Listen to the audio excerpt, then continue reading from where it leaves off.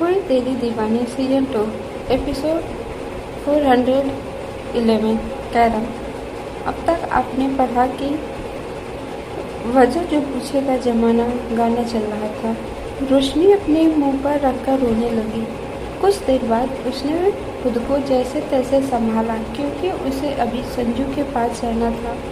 उसने खिड़की बंद की और खुद का चेहरा ठीक करके संजू और बाकी सबके पास गई। तभी उसे किसी की जानी पहचानी आवाज़ सुनाई दी। ये आवाज़ सुनकर रोशनी की आंखें बड़ी हो गईं। वो जल्दी जल्दी अपने कदम बढ़ाने लगी और चलते चलते वो कदम किसी को देखकर अपने आप थम गए। अब आगे रोशनी एकटक अपने सामने तेज को देखे जा रही थी, जो हंस हंस के सबसे बातें कर रहा था। संजू ने जब रोशनी को देखा तो रोशनी से खुश होकर बोली, भाभी देखो तेजू भैया आज हमारे साथ डिनर करने आए हैं। फिर वह तेज से मुंह बनाते हुए बोली, तेजू भैया रोनी भैया क्यों नहीं आए? उन्हें भी अपने साथ लेकर आना चाहिए था ना। तेज ने उसके सर को सहलाते हुए कहा, उसे काम था, मैं कुछ देर के लिए फ्री था तो सोचा तुम्हारी भाभी के हाथ का खाना खाने आ जाओ। यह सुनकर रोहन ने तेज की फिरकी लेते हुए कहा, क्या बात है भाई, आजकल बहुत प्यार झलक रहा है। ये सुनकर रोशनी हड़बड़ा गई। तेज ने एक नज़र रोशनी को देखते हुए मुस्कुराकर रोहन से कहा, अपनी बीवी के लिए ही प्यार झलकेगा या तेरे लिए प्यार दिखाऊं? अंकित ने हंसते हुए कहा, भाई आप बहुत बेशर्म हैं, मुझे लगता है कि आपको आज भूखा ही जाना पड़ेगा। ये सुनकर तेज ने जल्दी से रोशनी को देखा, जिसका चेहरा कुछ देर पहले आंसुओं से भरा हुआ था। अब वो चेहरा शर्म और हया से भरा हुआ था और थोड़ा गुस्से से भी, इसीलिए वो तेज को अपनी तीखी निगाहों से देखी जा रही थी, जिसे देखकर तेज ने जल्दी से संजू से कहा, गुड़िया तुम्हारा तेजू भाई सुबह से भूखा है, क्या मुझे कुछ खाने को मिलेगा? यह सुनकर रोशनी का गुस्सा गायब हो गया और वो जल्दी से खाना लगाने की तैयारी में लग गई और तेज अपनी टेढ़ी नज़रों से रोशनी को ही देखे जा रहा था। रोहन ने फिर से उसे चिढ़ाते हुए कहा, हाँ क्यों नहीं भाई, अब तो आपकी भूख डबल हो चुकी होगी। तेज ने उसके सर पर एक चपत मारते हुए कहा, अपने ऊपर ज़्यादा ध्यान न दे ना कि दूसरों की लव स्टोरी में। रोहन ने अपने सर को सहलाते हुए कहा, भाई मैं भी अपनी लव स्टोरी शुरू कर दूँ, लेकिन टाइम मिले तब ना। इस बार तेज ने रोहन की फिरकी लेते हुए कहा, बेटा लव स्टोरी शुरू करने के लिए कोई लड़की होनी चाहिए जो तुम्हारे नसीब में लिखी हुई नहीं है। ये सुनकर संजू और अंकित एक दूसरे को ताली देते हुए हंसने लगे और रोहन चिढ़ गया। वहीं रोशनी ने खाना लगा दिया था और उसकी मदद सौरभ कर रहा था।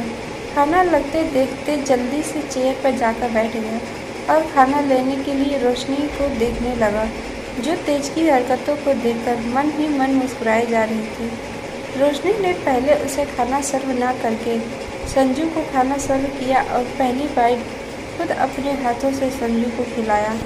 ये देखकर तेज ने रोशनी को देखते हुए कहा, सबसे पहले आकर मैं बैठा हूँ और पहली बाइट इस चूहिया को, ये तो मेरे साथ अन्याय हो रहा है। ये सुनकर संजू ने हंसते हुए तेज से कहा, क्यों भैया आपको जलन हो रही है? मुझे फिर तो आपको पूरी जिंदगी ऐसे ही मुझसे जलना होगा। तेज ने चिढ़ते हुए रोशनी से कहा, देखो ये मुझे चिढ़ा रही है, अब जल्दी से मुझे भी पहली बाइट खिलाओ। ये सुनकर रोशनी ने पहले तो घूरकर तेज को देखा, जो उसे शरारती नज़रों से देख रहा था। रोशनी ने तेज से कहा, आप खुद ले लीजिए और खुद खाइए। ये सुनकर सब तेज पर हंसने लगे और रोशनी भी मुस्कुरा दी। तेज ने एक नज़र रोशनी को देखते हुए सबसे कहा, रात को मेरे लिए कोई काम नहीं है तो सोच रहा हूँ आज रात यहीं रुक जाऊँ। ये सुनकर रोशनी की मुस्कान गायब हो गई और हमेशा की तरह उसका दिल बड़ी तेज़ी से धड़कने लगा। संजू ने खुश होते हुए कहा, हाँ भाई क्यों नहीं, हम भी बहुत मस्ती करेंगे। तेज ने फिर से रोशनी को एक टेढ़ी मुस्कान देते हुए कहा, हाँ बहुत मस्ती करेंगे। रोशनी को गुस्से के साथ साथ हद से ज़्यादा शर्म आ रही थी। उसने एक नज़र गुस्से से तेज को देखते हुए वहाँ से गायब होते हुए कहा, मैं कुछ भूल गई हूँ, अभी लेकर आती हूँ। रोशनी को गायब होते देखते हंस दिया। तभी उसने देखा कि रोहन, सौरभ, अंकित तीनों उसे ही टेढ़ी मुस्कान के साथ देख रहे थे। यह देखकर तेज ने कठोर बनते हुए कड़क आवाज में कहा, कितनी बार कहना पड़ेगा, अपने ऊपर ध्यान दो, चुपचाप खाना खाओ अपना। रोहन ने तेज पर से नजरें हटाते हुए कहा, जब खुद पर बात आती है तो सख्त बच जाते हो। तेज ने कुछ भी नहीं कहा। तब तक रोशनी भी आ गई थी। वहीं दूसरी तरफ महिका जैसे ही रिजल्ट पहुंची, सबको खबर लग गई। महिका जैसे ही अंदर गई, युवराज महिका के पास जाकर बोला, बॉस आप कहाँ थी? क्या आपने ट्रैकर को ऑफ कर दिया था? महिका ने उसे देखकर शांति से कहा, यहाँ नेटवर्क की बहुत कमी है। ये सुनकर युवराज ने हल्के गुस्से के साथ कहा, तो तुम अकेले क्यों गई? गार्ड्स को अपने साथ लेकर क्यों नहीं गई? अकेले क्यों गई? तुम जानती भी हो तुम कभी भी खतरे में पड़ सकती हो। महिका ने एक नज़र युवराज को देखा, फिर सामने देखते हुए कहा, लगता है तुमने सुबह से कुछ नहीं खाया, जाकर खाना खा लो, फिर मीटिंग की तैयारी शुरू कर देना। इस बार इसे ख़त्म करना है, मेरे पास फालतू टाइम नहीं है। इतना कहकर वो अपने कमरे में चली गई। युवराज हैरानी से महिका को देखे जा रहा था। वो गुस्से से अपना नामे सर हिलाकर वहाँ से चला गया। कुछ देर बाद वासु, ताहिरी, वैभव एक साथ बैठे थे और उनके सामने कैरम मौजूद था। खेल तो सिर्फ वासु रहा था, क्योंकि वो अब तक प्यार में नहीं पड़ा था। अगर प्यार में पड़ जाता तो वो भी वहाँ होकर भी वहाँ नहीं होता। वैभव और ताहिरी तो बस कहीं खोए हुए थे। वो खोए हुए ही खेल रहे थे, जिससे वासु को मज़ा नहीं आ रहा था। वासु ने चिढ़ते हुए वैभव और ताहिरी को देखा, फिर उसने कुछ सोचते हुए कुछ गुटियाँ अपने पास रख ली। तब भी वैभव और ताहिरी ने कुछ नहीं कहा। यह देखकर वासु बुरी तरह से चिढ़ गया। उसने वैभव और ताहिरी दोनों के ऊपर गोटियाँ फेंकते हुए कहा, ताहिरी, विभू भाई, आज खेल क्यों नहीं रहे हो ढंग से? वासु के ऐसा करने से दोनों अपने सपने की नजर से बाहर आए। वैभव और ताहिरी ने पहले एक दूसरे को देखा, फिर वासु से। ताहिरी ने एक फीकी मुस्कान के साथ कहा, अरे हम खेल तो रहे हैं। वैभव ने भी नकली मुस्कान के साथ कहा, हाँ वासु, हम तो सब कुछ सोच रहे थे। वासु ने गुस्से से कहा, रहने दो आप दोनों। तभी वासु को महिका दिखाई दी, जो वहीं से गुजर रही थी। वो जल्दी से महिका के पास भागा। यह देखकर वैभव और ताहिरी दोनों का गला सूख गया। वासु को देखकर महिका रुक गई थी और वासु को देखने लगी। वासु ने महिका का हाथ पकड़ते हुए मुंह फुलाते हुए कहा, दी, मेरे साथ खेलिए ना, कोई भी मेरे साथ सीरियसली नहीं खेल रहा है। विभू भाई और ताहिरी अपने में खोए हुए खेल रहे हैं।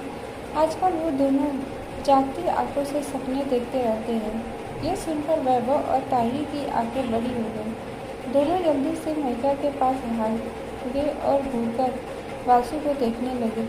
महिका ने एक नज़र वैभव, ताहिरी को देखा। वो दोनों को कहते कि महिका ने वासु से कहा, अब तुम बच्चे नहीं हो जो खेल रहे हो, बच्चों की तरह बनना बंद करो। यह सुनकर वासु का चेहरा लटक गया। उसने महिका का हाथ छोड़ दिया। महिका ने एक नज़र वासु को देखा, जो अपना मासूम सा उदास सा चेहरा लेकर वहाँ से जा रहा था। तभी वासु ने महिका को देखा, जो कैरम के पास जाकर बैठ गई थी। यह देखकर वासु खुश हो गया और भागते हुए महिका के पास जाकर बैठ गया। यह देखकर वैभव और ताहिरी का मुँह खुला का खुला रह गया। ताहिरी ने उनके पास जाते हुए कहा, मेरे बिना तुम दोनों नहीं खेल सकते। वैभव भी उसके पीछे चला गया। आप सबको ये पार्ट कैसा लगा प्लीज़ कमेंट करके बताना ना भूलिएगा। और जिन्होंने भी चैनल को सब्सक्राइब नहीं किया, प्लीज़ आप सब चैनल को सब्सक्राइब कर लीजिएगा। मिलते हैं नेक्स्ट एपिसोड पे। तब तक के लिए bye bye and take care. ज़्यादा से ज़्यादा चैनल को शेयर करिएगा।